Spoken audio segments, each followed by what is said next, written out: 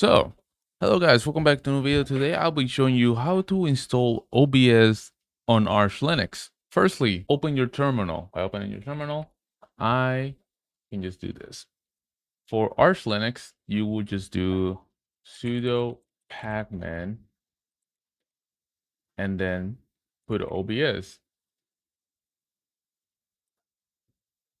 You can click tab to see which OBS you're gonna be downloading. I recommend you download the OBS Studio package. Click enter. Put your password. I have a different version of OBS installed because conflicts with other packages I have installed. But since I already have OBS already installed, because I'm recording this video, I don't need to install it. But after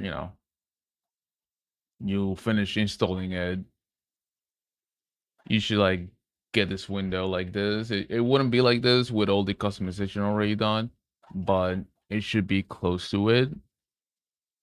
So yeah, that's how you install OBS on Linux.